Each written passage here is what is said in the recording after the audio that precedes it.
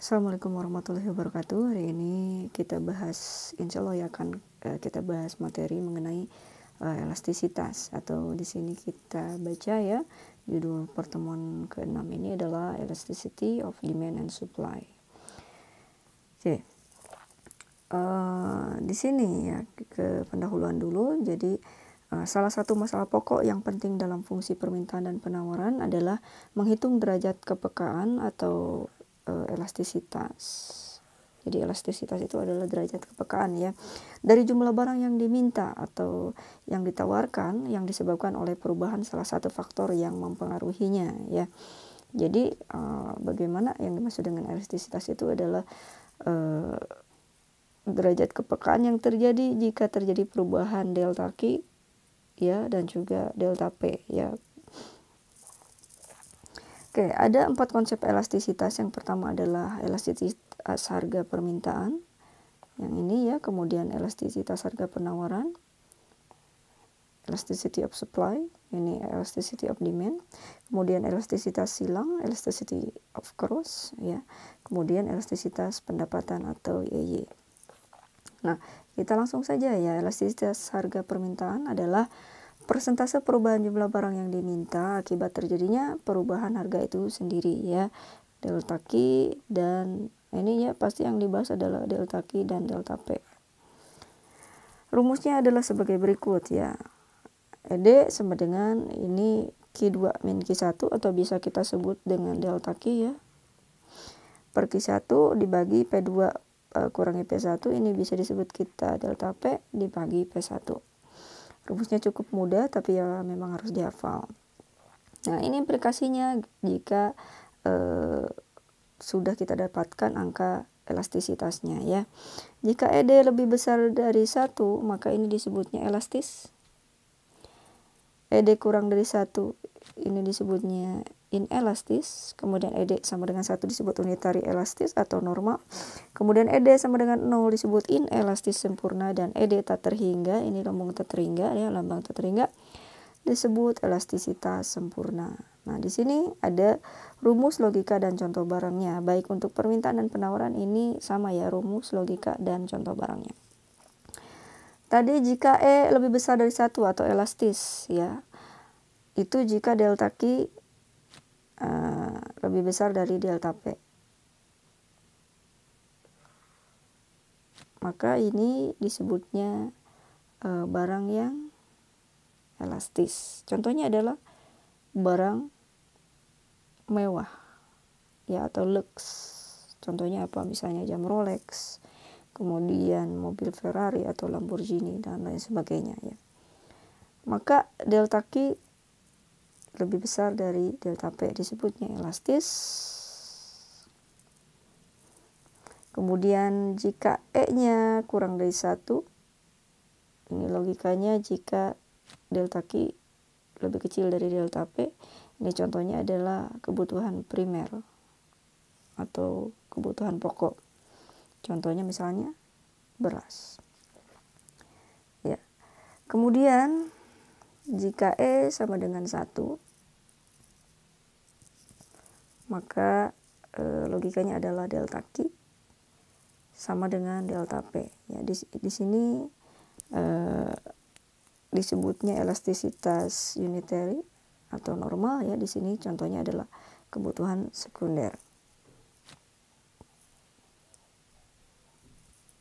Kemudian yang 3, jika elastisitasnya tak terhingga, di mana delta Q-nya ada tetapi delta P-nya sama dengan 0, contohnya adalah gandum dan minyak ya.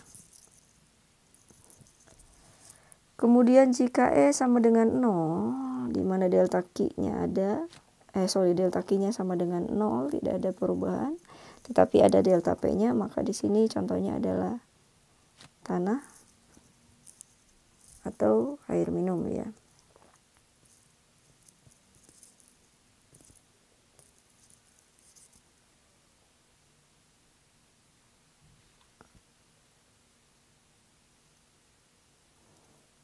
Oke. Tadi di sini belum disebutkan kebutuhan contoh barang sekundernya itu seperti apa. contohnya misalnya televisi, kulkas, setrika, dan lain-lain ya. Oke. Kita lihat di sini gambar kurva elastisitas ya. Jika ED lebih besar dari 1, karena tadi yang dibandingkan adalah delta Q dan delta P, kita lihat contohnya. Ini delta Q-nya jaraknya lebih jauh atau lebih besar jika dibandingkan dengan delta P ya. Makanya di sini jika ciri-cirinya delta Q-nya lebih besar dari delta P, maka ini disebutnya adalah elastis. Di sini kita lihat kurvanya landai. Kemudian gambar yang kedua, ya, di sini delta Q-nya lebih kecil ya. Jika dibandingkan delta P, ini jaraknya lebih jauh. Jika delta Q lebih kecil dari delta P, maka ini disebutnya inelastis. Kemudian untuk yang ED sama dengan 1 atau disebut unitary elastis ya. Jika di sini kita lihat delta Q-nya sama dengan delta P, maka ini disebutnya unitary elastis. Kemudian yang keempat ya, jika di sini delta Q-nya sama dengan 0 karena di sini tetap ya angkanya. Kemudian di sini ada delta P. Ya, jika cirinya ada delta P. Kita hapus dulu. Jika di sini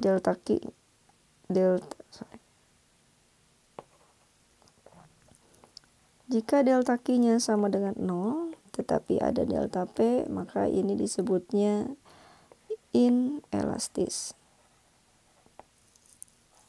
Kemudian yang terakhir, jika delta P-nya sama dengan 0 ya, ini 0 nggak ada perubahan, P-nya tetap di angka yang sama, tetapi di sini ada delta Q ya. Jadi jika cirinya delta Q-nya ada, tetapi delta P ini sama dengan 0, maka ini disebutnya adalah elastis sempurna. Oke. Kita ke contoh kasus ya. Di sini diketahui apabila harga barang X 500 berarti P1 sama dengan 500, maka permintaan sebanyak 100 unit. Q1 sama dengan 100 unit. Kemudian jika turun harga barang X menjadi 400 berarti P2 sama dengan 400. Q2-nya menjadi 150 unit. Ditanyakan ED-nya ya, elasticity of demand. Oke, kita langsung saja ke rumusnya ya. ED sama dengan tadi delta Q per Q1 dibagi delta P per P1 ya. Maka di sini ED sama dengan 150 dikurangi 100 per 100 ya, dibagi 400 kurangi 500 per 500. ED sama dengan 50 per 100 dibagi 400 kurangi 500 min 100 ya, per 500.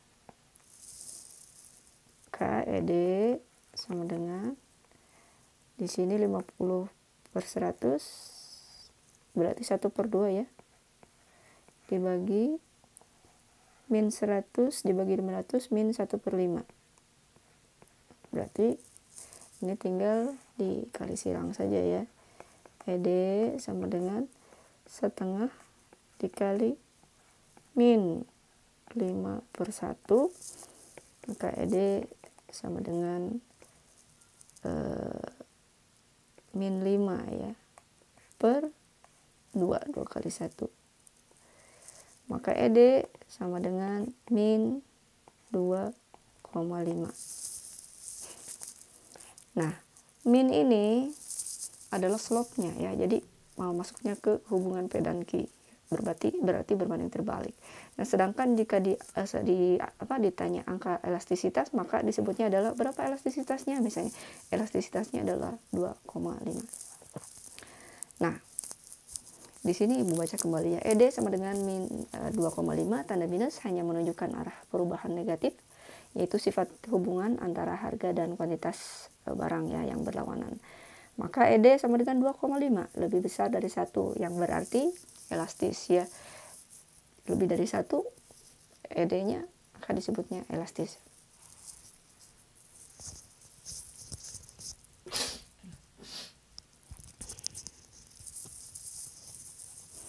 Oke, kalau digambarkan ini ya tinggal digambarkan saja.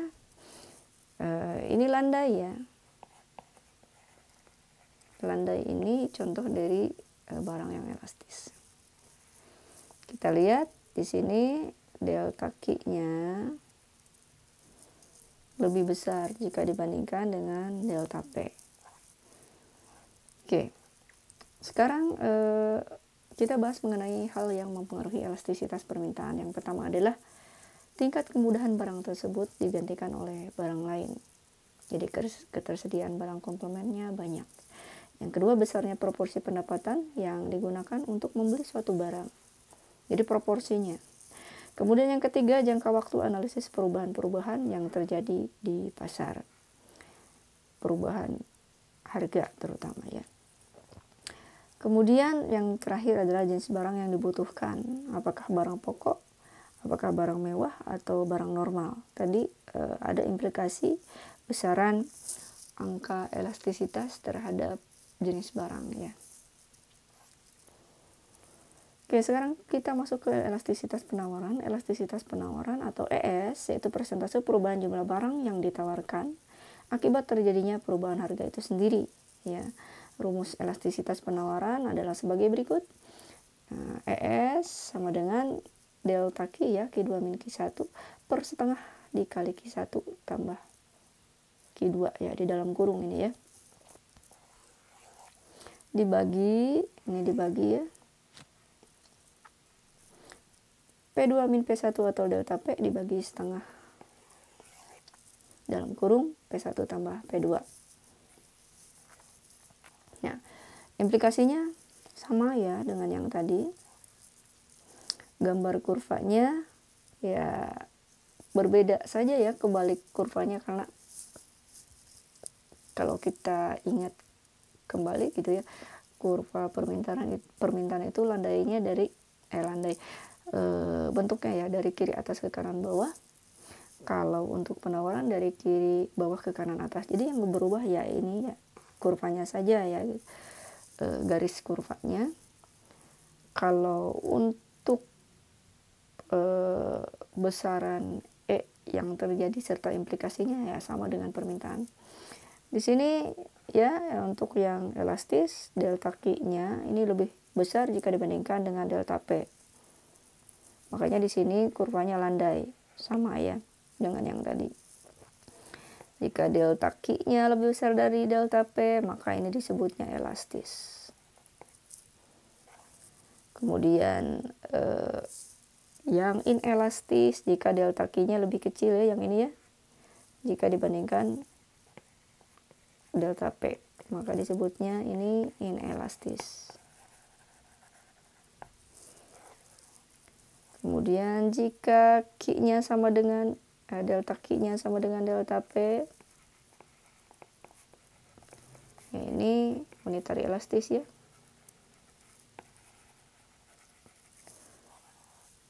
Yang beda itunya saja sih ya, arah kurvanya. Kemudian di sini jika ada delta P tetapi tidak ada delta Q, atau delta Q-nya sama dengan 0. Ya, jika delta Q sama dengan 0 dan ada delta P, maka ini adalah elastis sempurna. Kemudian yang terakhir, jika di sini delta P-nya 0, tetapi ada delta Q ya. Delta Q ada, tetapi delta P sama dengan 0, maka ini disebutnya elastis sempurna. Nah, kita masuk ke contoh kasus. Naiknya harga barang dari 200 menjadi 250, berarti di sini ada diketahui ya. P1 dan P2-nya 200 menjadi 250.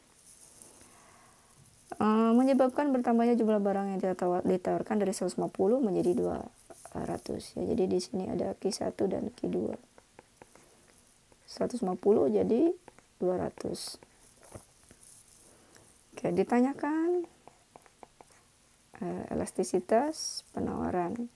Ya, kita rumusnya tadi apa? ES sama dengan delta Q per setengah Q1 plus Q2 dibagi, selalu perbandingannya delta Q dan delta P ya. Delta P per setengah P1 tambah P2. Oke, kita lanjut ke sini ya. ES sama dengan delta Q dulu ya.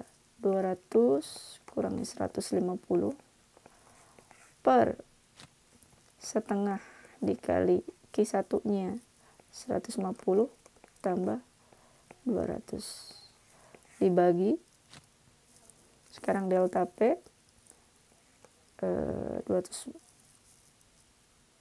Oh, ini tadi kebalik ya, delta Q, sorry, salah. Betul ya, betul. Angkanya mirip. Ini delta P ya, 250 dikurangi 200 per setengah dibagi setengah dikali P1-nya 200 tambah 250. Oke, ES sama dengan 200 dikurangi 150 berapa? 50 ya, per setengah dikali 150 tambah 200 350 ya, per 250 kurangi 200, ini adalah 50 per setengah dikali 450. Maka di sini ES sama dengan 50 per 175 ya, dibagi 50 per 225. Kita kali silang ya. ES sama dengan 50 per 175 dikali 225 per 50. Kita coret-coret. Ini bagi 25, ini 7, ini 9 ya. Jadi ES sama dengan 9 per 7. Atau ini lebih besar dari 1 ya, hasilnya pasti 1, ya. 1,2 dibagi 7 berarti 20 bagi 7 2 ya, 1,2 ya. Nah, karena elastisitasnya atau ES-nya lebih besar dari 1, maka ini disebutnya adalah elastis. Jadi barang ini ya barang yang elastis.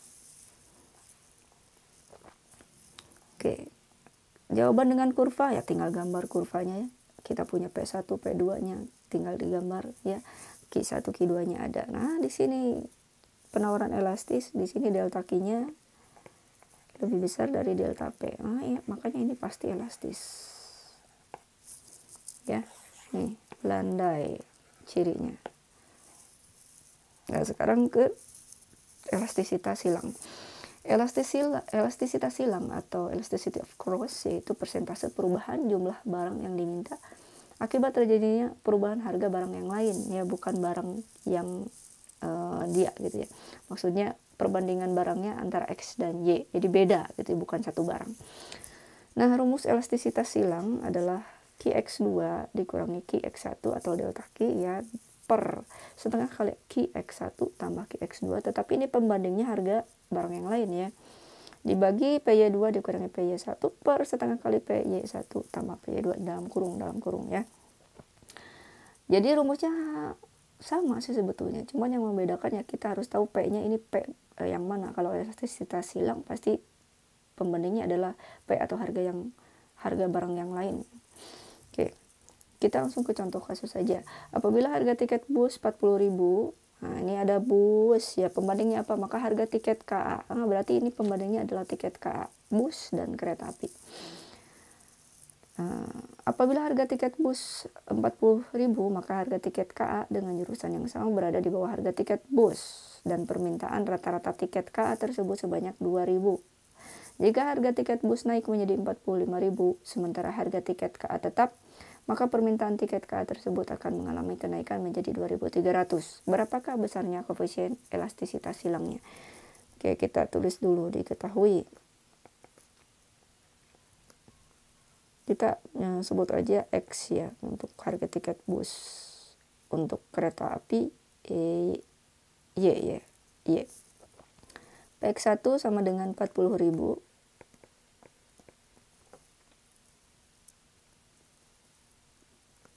Kemudian QY1 ya untuk kereta 2.000. PX2 45.000. Kemudian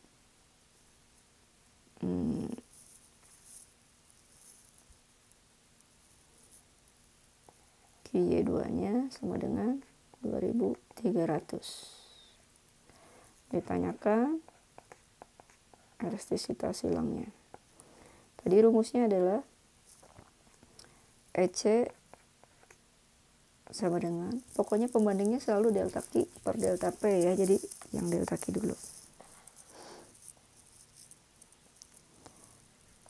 Delta QY per setengah Q1 tambah Q2 dibagi P ya, delta PX per setengah kali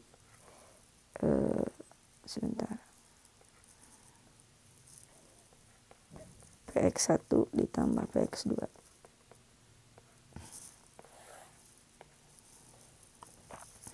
Delta QY-nya ya. C sama dengan 2.300 dikurangi 2.000 dibagi setengah kali 2.000 tambah 2.300 per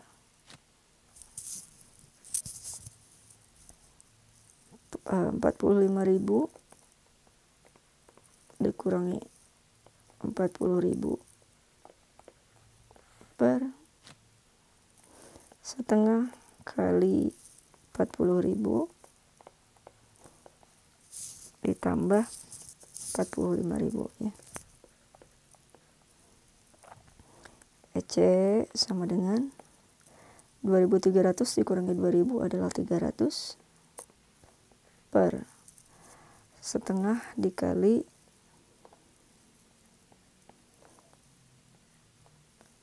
4.300 ya, dibagi 45.000 kurangi 4.000 berarti 5.000 ya, per setengah kali 85.000. Maka EC sama dengan 300 per 2150 ya, dibagi 5.000 per 85.000 dibagi 2, ini 42.500 ya. Maka kita tinggal kali silang saja.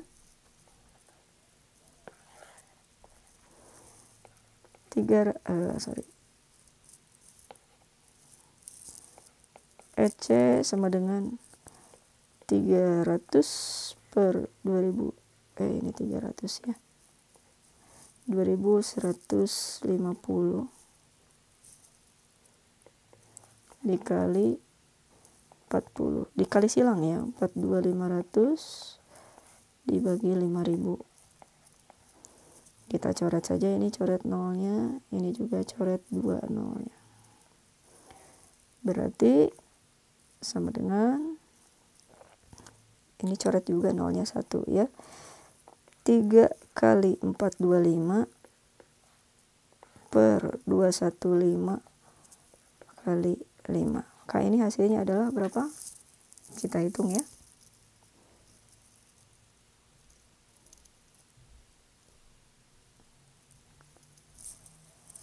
425 dikali 3, 1275 per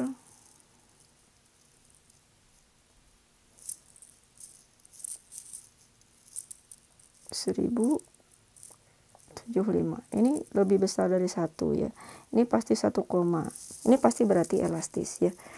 Oke, kita hitung saja. 1275 dibagi 1,1. Nah, karena EC-nya ya, ini EC lebih besar dari 1, ini pasti barangnya adalah barang yang elastis. Oke. Sekarang ke elastisitas pendapatan. Elastisitas pendapatan atau simbolnya EY adalah persentase perubahan kuantitas barang yang diminta akibat terjadinya perubahan pendapatan. Perubahan pendapatan bukan perubahan harga. Oke, rumusnya apa? Sama ya. Cuman beda pembandingnya saja atau penyebutnya. Di sini EY sama dengan delta Q ya, dibagi setengah dalam kurung Q1 tambah Q2 dibagi, ini pembandingnya adalah pendapatan bukan harga ya. Y2 kurang Y1 atau delta Y dibagi setengah dalam kurung Y1 tambah Y2. Kita langsung ke contoh kasus. Naiknya pendapatan seseorang dari 200.000, berarti kita seperti bisa ya, ditulis diketahui ya.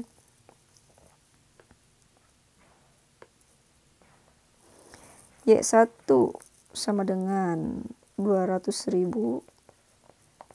menjadi 300.000, berarti Y2 nya adalah 300.000,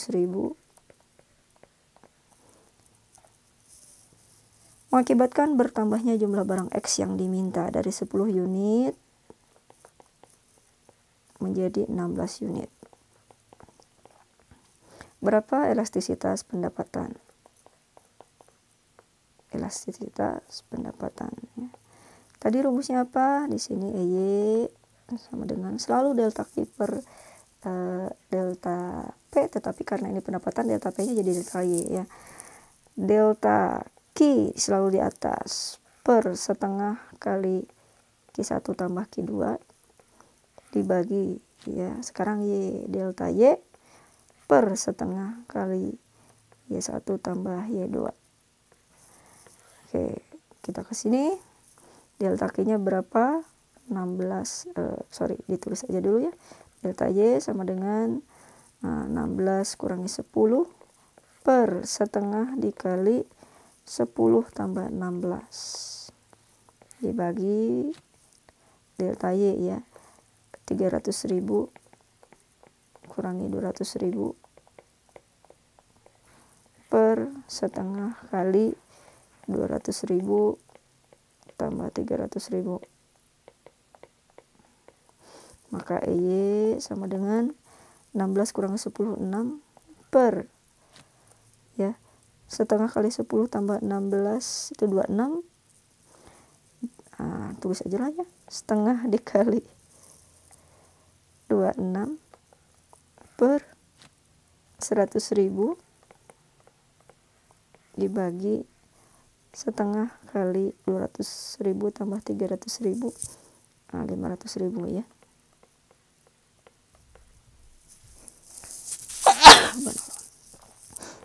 Nah, kita ke sini ya. Jadi EY sama dengan 6 per 26 bagi kali setengah ya, 26 kali setengah atau 26 bagi 2 adalah 13 dibagi 100.000 per setengah kali 500.000 adalah 250.000 ya. Kita kali silang saja.